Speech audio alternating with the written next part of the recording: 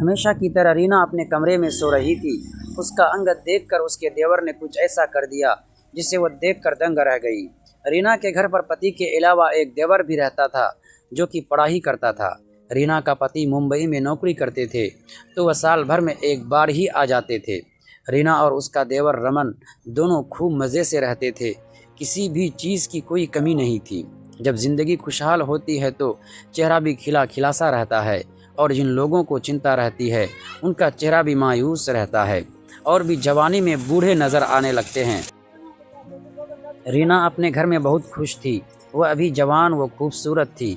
बहुत खुले मिजाज की औरत है। अगर किसी चीज़ की कमी थी तो वह था उसका पति, क्योंकि उसका पति काम के सिलसिले से बाहर रहता था।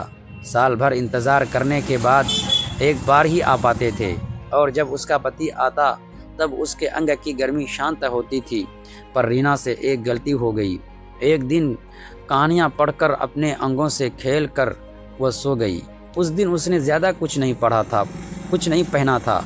गर्मी की वजह से वह कम कपड़े पहनकर सो गई ताकि गर्मी से राहत मिल सके। गलती से रीना का कपड़ा ऊपर की तरफ चला गया और जिसकी वजह से उसकी टांगें खुल गई थी।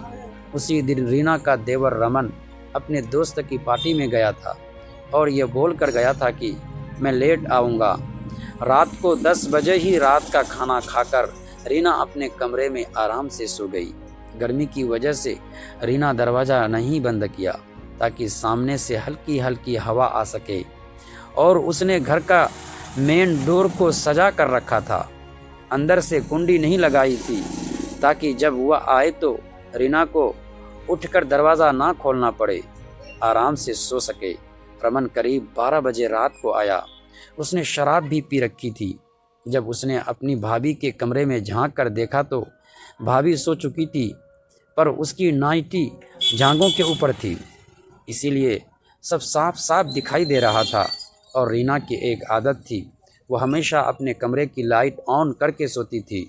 रमन अपनी भाभी के कमरे में गया तो अपनी भाभी को इस हालत में देखकर उसके अंदर की आग भड़क गई। उसने जैसे ही अपनी भाभी को छुआ तो उसकी भाभी की आंख खुल गई।